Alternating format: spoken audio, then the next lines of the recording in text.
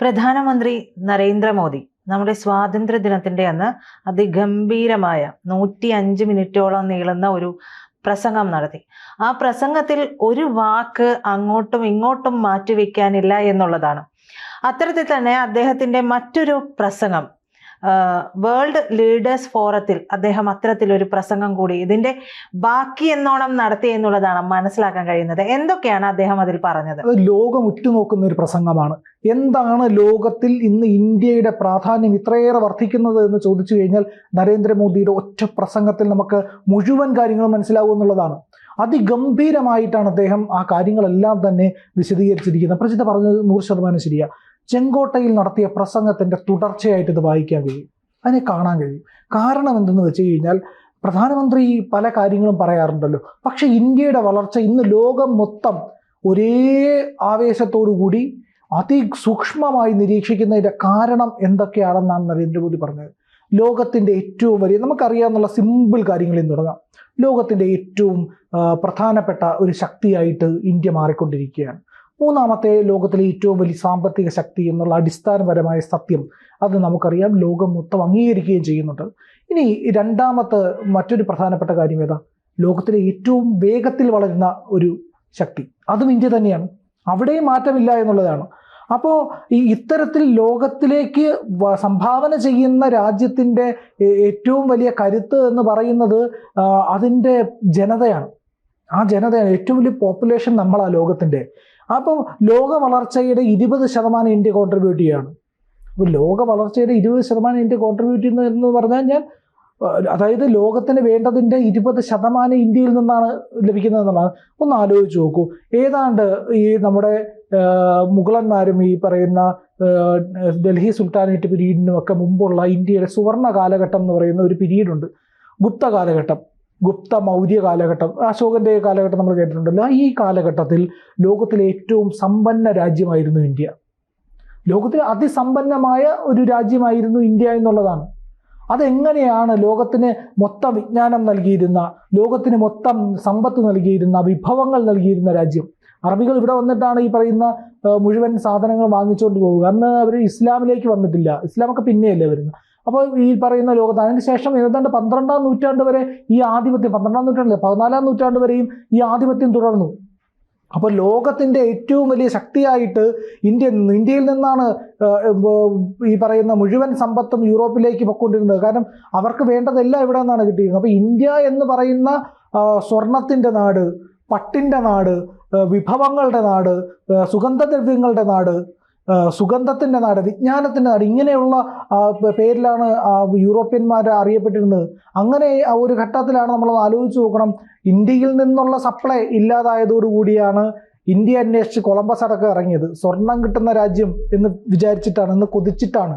അത് സ്വർണത്തിനേക്കാൾ വിലപിടിപ്പുള്ള അമൂല്യമായ വിജ്ഞാനം കൂടി അറബികൾ ഇവിടുന്ന് പകർത്തി എഴുതി യൂറോപ്പിൽ എത്തിച്ചിട്ടുണ്ടായിരുന്നു. അപ്പോൾ ഇവർക്ക് കൊതിയായിരുന്നു. മാക്സ് മുള്ളർ അടക്കമുള്ളവർ പറഞ്ഞ അതാണ്. ആ വിജ്ഞാനത്തിൻ്റെ കലവറ കൂടി തേടിയാണ് അവർ ഈ പറയുന്ന കടൽ മാർഗം അന്വേഷിച്ചിറങ്ങി ഒടുവിൽ എത്തിപ്പെട്ടതും.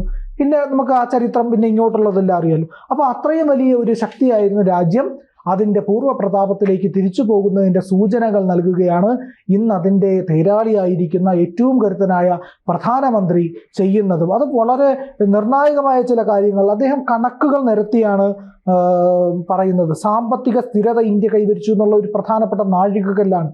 എങ്ങനെയാണ് ഇന്ത്യ സാമ്പത്തിക സ്ഥിരത കൈവരിക്കുന്നത് എന്നുള്ളത്? ധനക്കമ്പി 4.4% കുറഞ്ഞു എന്നുള്ളതാണ്. പണപ്പെരുപ്പവും പലിശ നിരക്കും വളരെ കുറഞ്ഞു. അപ്പോൾ ഇതൊക്കെ രാജ്യത്തിൻ്റെ വളർച്ചയെ സൂചിപ്പിക്കുന്നതാണ്. ഈ പറയുന്ന വിദേശ നാണ്യ ശേഖരമുണ്ടല്ലോ, നമുക്കറിയാം 91-ലെ ക്രൈസിസ് ഒക്കെ നമുക്ക് അറിയാമല്ലോ. അതിനുശേഷമാണ് നമ്മൾ LPGയിലേക്ക് കടന്നു വന്നത്.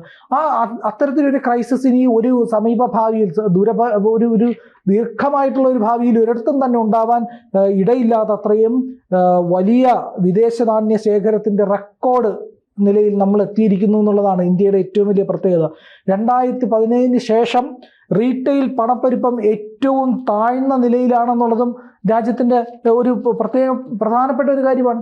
എങ്ങനെയാണ് ഇന്ത്യയുടെ ഈ വളർച്ച, സാമ്പത്തിക വളർച്ചയിൽ സ്ഥിരത കൈവരിക്കുന്നത് എന്നുള്ളതിൻ്റെ പ്രധാനപ്പെട്ട 4 കാരണങ്ങളാണ് ഈ പ്രധാനമന്ത്രിയുടെ പ്രസംഗത്തിൽ ആദ്യം തന്നെ അദ്ദേഹം പറഞ്ഞു. സാമ്പത്തികമായിട്ട് വളരെ വളർച്ച കൈവരിച്ച രാജ്യം, അതിവേഗത്തിൽ വളരുന്ന രാജ്യം, മൂന്നാം സ്ഥാനത്ത് നിൽക്കുന്ന രാജ്യം അതിവേഗം മുന്നേറിക്കൊണ്ടിരിക്കുന്നു. എന്നിട്ട് ആ സ്ഥിരത എങ്ങനെയാണ് സാമ്പത്തിക സ്ഥിരതയിലേക്ക് ഇന്ത്യ എത്തിയത് എന്നുള്ളതിനെ കൃത്യമായി വിശദീകരിച്ച് അവലോകനം ചെയ്ത് പറയുകയാണ്. പിന്നെ ഇന്ത്യയുടെ നേട്ടങ്ങളിലേക്ക് കിടക്കുകയാണ്. ഈ സാമ്പത്തിക സ്ഥിരത കഴിഞ്ഞാൽ അടുത്ത പ്രധാനപ്പെട്ട ഇന്ത്യ കൈവരിച്ച നേട്ടങ്ങളിലേക്ക് കൂടി പ്രധാനമന്ത്രിയുടെ പ്രസംഗം പോകുന്നുണ്ട്. അതിൽ ഏറ്റവും പ്രധാനപ്പെട്ട കാര്യം എന്ന് പറഞ്ഞു കഴിഞ്ഞാൽ ലോകം ഇന്ന് നേരിടുന്ന ഏറ്റവും വലിയ പ്രശ്നം ഊർജ്ജ പ്രതിസന്ധിയാണ്. ഒരു ചെറിയതല്ല, ഒരു വലിയ യുദ്ധം തന്നെയാണ് ഉക്രൈനും റഷ്യയും തമ്മിലുണ്ടായത്.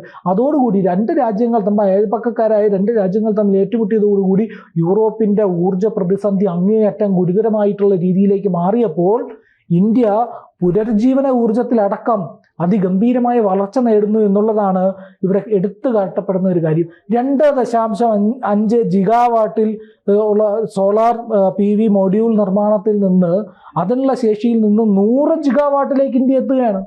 അതിഗംഭീരമായ കരുത്ത് ഇന്ത്യ നേടുന്നു എന്നുള്ളതാണ്. അത് സസ്റ്റൈനബിൾ ആയിട്ടുള്ള ഒരു ഡെവലപ്മെന്റ്, അതായത് പുനരുജ്ജീവന ഊർജം, അതെല്ലാം ഇന്ത്യയുടെ വികസനത്തിന്റെ ഭാഗമായി ഇന്ത്യ നേടുന്നു എന്നുള്ളതാണ്. അത് ഏറെ പ്രധാനപ്പെട്ട ഒരു കാര്യമാണ്. ഇന്ത്യ, അതായത് നമ്മൾ ഈ പറയുന്ന സസ്റ്റൈനബിൾ അല്ലാത്ത ഊർജത്തിനെ അല്ല നമ്മൾ ആശ്രയിക്കുന്ന, കൂടുതൽ സൗരോർജ്ജത്തിലേക്ക് നമ്മൾ സഞ്ചരിച്ചു കൊണ്ടിരിക്കുന്നു എന്നുള്ള പരിസ്ഥിതി സൗഹൃദമായിട്ടുള്ള ഒരു രാജ്യം കാർബൺ എമിഷനിൽ മുന്നോട്ട് നിൽക്കുന്നതാണോ പിന്നോട്ട് നിൽക്കുന്നതാണോ അതിൻ്റെ വികസനത്തിൻ്റെ അടയാളം എന്ന് ചോദിച്ചു കഴിഞ്ഞാൽ നമ്മൾ അതിൽ പിന്നോട്ടാണ്. നമ്മൾ പിന്നോട്ട് പൊയ്ക്കൊണ്ടിരിക്കുകയാണ്. ഏതിലാണ്? പ്രകൃതിയെ ദ്രോഹിക്കുന്നതിൽ നിന്ന് നമ്മൾ പിന്നോട്ട് പൊയ്ക്കൊണ്ടിരിക്കുകയാണ്. അപ്പം നമ്മൾ രാജ്യത്തിൻ്റെ വളർച്ച പൂർണ്ണതയിലേക്ക് എത്തുമ്പോൾ നമ്മൾ പ്രകൃതി സൗഹൃദമായിട്ടുള്ള ഒരു വ്യവസായം, ഒരു സമ്പദ് വ്യവസ്ഥ, ഒരു സമൂഹമൊക്കെയായി പരിണമിക്കും. അതിനു വേണ്ടിയിട്ടുള്ള ലക്ഷ്യങ്ങൾ കൂടി നമ്മുടെ സർക്കാർ ചെയ്യുന്നു എന്നുള്ളത് ഇതിൽ ഏറെ നിർണായകമായിട്ടുള്ള കാര്യമാണ്. അതുപോലെ തന്നെ നമ്മളുടെ ഡൽഹി വിമാനത്താവളത്തിൻ്റെ പ്രത്യേകത ഞാൻ മറ്റൊരിടത്ത് വായിച്ചതാണ്. പക്ഷേ നരേന്ദ്രമോദി അതിനെ കൃത്യമായിട്ട് പറഞ്ഞിട്ടുണ്ട്. അതായത് 100 മില്യൺ ക്ലബിലേക്ക് എത്തിയതാണ്. ലോകത്തിലെ 6 വിമാനത്താവളങ്ങളെ ഇത്രയും വളർച്ച കൈവരിച്ചിട്ടുള്ളൂ. അപ്പോൾ ഡൽഹി വിമാനത്താവളത്തിൻ്റെ ഏറ്റവും മേന്മയായിട്ട് കണക്കാക്കുന്ന രാജ്യം അത്രയേറെ കുതിച്ചു ചാടുകയാണ് എന്നുള്ളതാണ് ഇതിൽ ഏറ്റവും പ്രധാനപ്പെട്ട കാര്യം. നമുക്കറിയാമല്ലോ, അമേരിക്കയുടെ കടമെടുപ്പ് ശേഷി താഴ്ന്നു പൊയ്ക്കൊണ്ടിരിക്കുകയാണ്. പല ഏജൻസികളും അവരുടെ കടമെടുപ്പ് ശേഷിയെ കുറഞ്ഞതായിട്ട് വിലയിരുത്തുന്നു. അതിൽ നിന്ന് പല വാണിങ്ങുകളും കൊടുക്കുകയാണ് അമേരിക്കയ്ക്ക് ചെയ്തുകൊണ്ടിരിക്കുന്നത്. ഇവിടെ S&P നമ്മുടെ കടമെടുപ്പ് പരിധി ഉയർത്തുകയാണ് ചെയ്തത്. അതായത് ഒരാൾക്ക് കടമെടുക്കാനുള്ള ശേഷി, ഇപ്പം ഞാനൊരു ബാങ്കിൽ ചെന്ന് ചോദിക്കുകയാണ്, എനിക്ക് 50 ലക്ഷം രൂപ പണം വേണമെന്ന് ചോദിക്കുകയാണെങ്കിൽ അവൻ എനിക്കത് തരില്ല. കാരണം എന്താ? എനിക്ക് അതിനുള്ള വരുമാനമില്ല. അപ്പം നിനക്കതിനുള്ള വരുമാനം ഉണ്ടാവണം, നിനക്കത് തിരിച്ചടയ്ക്കാനുള്ള പ്രാപ്തി ഉണ്ടാവണം. അങ്ങനെയാണെങ്കിൽ മാത്രമേ നിനക്ക് കടമെടുക്കാനുള്ള ഈ 50 ലക്ഷം കടമെടുക്കാനായിട്ട് സമ്മതിക്കുകയുള്ളൂ. അപ്പോൾ എൻ്റെ ഞാൻ വരുമാനം കൂട്ടി, എൻ്റെ വരുമാനം ഉയർന്നുകൊണ്ടിരിക്കുകയാണ്. എനിക്ക് കഴിഞ്ഞ വർഷം 50,000 രൂപയായിരുന്ന എൻ്റെ വരുമാനം ഈ വർഷം 1 ലക്ഷം രൂപയായി മാറിയിരിക്കുന്നു. അപ്പോൾ അവർ നോക്കുക, അപ്പോൾ അടുത്ത വർഷം അത് 1.5 ലക്ഷം ആവാൻ സാധ്യതയുണ്ട്, എനിക്ക് 2 ലക്ഷം ആവാൻ സാധ്യതയുണ്ട്. അപ്പോൾ ബാങ്ക് എന്ത് പറയും? ശരി, നിനക്ക് 50 ലക്ഷം രൂപ നിനക്ക് ലോൺ തരാം, കാരണം നിന്റെ വളർച്ച കാണുക. അപ്പോൾ ലോകം നമ്മുടെ വളർച്ച കാണുകയാണ്, നമ്മുടെ ഉയർച്ച കാണുകയാണ്. അതുകൊണ്ടാണ് കടമെടുപ്പ് പരിധി കൂട്ടുന്നത്. ഇനി നമ്മുടെ സാങ്കേതിക വിദ്യയിൽ നമ്മൾ എങ്ങനെയായിരുന്നു ഇന്ത്യ? മോദി കൃത്യമായിട്ട് പറയുന്നുണ്ട്. 2G, നമ്മുടെ 2G സ്പെക്ട്രം, അഴിമതിയുടെ കഥയൊക്കെ നമുക്കറിയാമല്ലോ. 2G, 3G, 4G ഇതെല്ലാം ഈ സ്പെക്ട്രമൊക്കെ ഉണ്ടായിരുന്നതിനെയൊക്കെ അഴിമതി നടത്തിയതിൻ്റെ കഥ പോട്ടെ, അത് വിട്ടേക്കൂ. പക്ഷെ ഇതെല്ലാം വിദേശ രാജ്യങ്ങളെ ആശ്രയിച്ചായിരുന്നു നമ്മൾ സംഘടിപ്പിച്ചുകൊണ്ടിരുന്നത്, നമ്മുടെ രാജ്യത്തിൻ്റെ ഭാഗമായിരുന്നത്. പക്ഷേ ഇവിടെ നരേന്ദ്രമോദി കൃത്യമായിട്ടുള്ള ഒരു കാഴ്ചപ്പാടെടുത്തു. 2014 ശേഷം തദ്ദേശീയമായി തന്നെ ഈ പറയുന്ന 5G ഇന്ത്യയിൽ വികസിപ്പിച്ചെടുക്കുകയാണ് ചെയ്തത്. ഇന്ത്യയിൽ ആ ടെക്നോളജി ഇന്ത്യ വികസിപ്പിച്ചെടുത്തു. 6G മെയ്ക്ക് ഇൻ ഇന്ത്യ വഴി ഇതാ വികസിപ്പിച്ചു കൊണ്ടിരിക്കുന്നു, അത് ഇന്ത്യയിൽ നിർമ്മിച്ചു കൊണ്ടിരിക്കുന്നു. ഇന്ത്യ ആ കരുത്തിലേക്ക് 6Gയിലേക്ക് കൂടി 6ാം ജനറേഷനിൽ കൂടി എത്തുന്ന ആ ടെക്നോളജിയിലേക്ക് ഇന്ത്യ മാറുകയാണ്. ഇനി ഈ പറയുന്ന ടെക്നോളജിയുടെ കാര്യം, നമ്മൾ നേരത്തെ ഊർജ്ജ പ്രതിസന്ധിയുടെ കാര്യം പറഞ്ഞതുപോലെ സെമി കണ്ടക്ടർ ക്രൈസിസ് ഉണ്ടായല്ലോ. സെമി കണ്ടക്ടർ ചിപ്പുകൾ, അത് ചൈനയിൽ അതിൻ്റെ ഉൽപ്പാദനം നിലച്ചതുമായിട്ടൊക്കെ ബന്ധപ്പെട്ട് വളരെ പ്രശ്നങ്ങൾ ഉണ്ടായിട്ടുണ്ട്. പക്ഷേ ഈ വർഷം അവസാനത്തോടു കൂടി ഇതിൻ്റെ ഫാക്ടറികൾ ഇന്ത്യയിൽ മെയ്ഡ് ഇൻ ഇന്ത്യ പദ്ധതിയുടെ ഭാഗമായിട്ട് ചിപ്പുകൾ നിർമ്മിക്കുകയാണ്. ഈ ചിപ്പുകൾ ഫലപ്രദമായിട്ട് ലോകത്തിൻ്റെ വിവിധ കോണുകളിലേക്ക് പോകും. ഈ പറയുന്ന നിർമ്മാണ പ്രക്രിയയിൽ, ഈ പറയുന്ന ടെക്നോളജിക്കൽ പ്രൊഡക്ഷൻ്റെ മേഖലയിലെല്ലാം തന്നെ ഇന്ത്യയുടെ ഏറ്റവും വലിയ സംഭാവന ഈ പറയുന്ന ചിപ്പുകളായി മാറാൻ പോവുകയാണ്. അതൊരു ടെക്നോളജിയിൽ അങ്ങനെ ഒരു കുതിപ്പ് ഉയരുമ്പോൾ ബഹിരാകാശത്തേക്ക് വരെ ഇന്ത്യയുടെ കരുത്ത് ഉയർന്നുകൊണ്ടിരിക്കുന്നു. മറുവശത്ത് എങ്ങനെയാണ് 1979 മുതൽ 2014 വരെ 35 വർഷം കൊണ്ട് വെറും 42 വിക്ഷേപണങ്ങൾ നടത്തിയിരുന്ന സ്ഥാനത്ത് ഒന്നാലോചിച്ച് കുറം 35 വർഷങ്ങൾ കൊണ്ട് 42 വിക്ഷേപണമാണ്. അപ്പോൾ ഒരു വർഷം എത്രയാ? ഒന്നരയോ എങ്ങനെ കണക്കാക്കാനേ പറ്റുള്ളൂ. ഒരു വർഷം 2 ആണെങ്കിൽ അടുത്ത വർഷം ഇല്ല, അല്ലെങ്കിൽ 1 ആയിരിക്കും അവിടെ. അങ്ങനെയൊക്കെ ഉണ്ടായിരുന്ന കാലഘട്ടത്തിൽ 11 വർഷം കൊണ്ട് 60-ലേറെ വിക്ഷേപണമാണ് ഇന്ത്യ നടത്തിയത്. ബഹിരാകാശ ദൗത്യങ്ങളും അതിനു വേണ്ടിയിട്ടുള്ള കാര്യങ്ങളാണ് ഇന്ത്യ ചെയ്തത്. സ്പേസിന്റെ കാര്യത്തിനകത്ത് ഇത്രയേറെ മുന്നേറ്റമുണ്ടായി. അത് സർക്കാർ മേഖലയിൽ മാത്രമല്ല. നമ്മളൊന്ന് ആലോചിച്ച് നോക്കൂ, ഈ പറയുന്ന സ്വാതന്ത്ര്യലബ്ധിക്ക് ശേഷം ഈ 2014 വരെ ഉണ്ടായിരുന്നത് ഒറ്റ സ്വകാര്യ സ്റ്റാർട്ടപ്പാണ്. ഒറ്റ സ്റ്റാർട്ടപ്പാണ് ഉണ്ടായിരുന്നത് ബഹിരാകാശ ഗവേഷണവുമായിട്ട് ബന്ധപ്പെട്ട്. ഇന്ന് അത് 300-ലേറെയാണ്. 300-ലേറെ സ്റ്റാർട്ടപ്പുകൾ കൊണ്ട് ഇന്ത്യയുടെ സ്വന്തമായ സ്വയം പര്യാപ്തതയിലേക്ക് ഇന്ത്യ നീങ്ങുന്നതിൻ്റെ ലക്ഷണങ്ങൾ, വളർച്ചയുടെ ലക്ഷണങ്ങൾ എല്ലാം തന്നെ കാണിക്കുന്നു ഇന്ത്യ എന്നാണ്. 300-ലധികം ബഹിരാകാശ സ്റ്റാർട്ടപ്പുകളാണ് ഇന്ത്യ ചെയ്യുന്നത്. ഇതിപ്പോൾ നമ്മളിപ്പോൾ ഇതെല്ലാം പറഞ്ഞു, ടെക്നോളജിയുടെ കാര്യം പറഞ്ഞു, ഊർജ്ജത്തിൻ്റെ കാര്യം പറഞ്ഞു. ഇതെല്ലാം പറയുമ്പോഴും നമ്മൾ മറ്റൊരു കാര്യം കൂടിയുണ്ട്. ഈ ഊർജ്ജവുമായിട്ട് ബന്ധപ്പെട്ട് ഒരു കാര്യം കൂടെ പറയാം. വൈദ്യുതി 2025-ൽ 50% ഫോസിൽ ഫ്യൂല്, 2030 നമ്മൾ 50% ഫോസിൽ ഫ്യൂലിൽ നിന്ന് അല്ലാതെയുള്ള വൈദ്യുതി ഉൽപ്പാദിപ്പിക്കുമെന്നാണ് പറഞ്ഞത്. അത് 2025 നമ്മളിപ്പോൾ കൈവരിച്ച് കഴിഞ്ഞു. 5 വർഷം നമുക്കിനി അധികമായി. 5 വർഷം നേരത്തെ നമ്മളത് കൈവരിക്കുകയാണ്.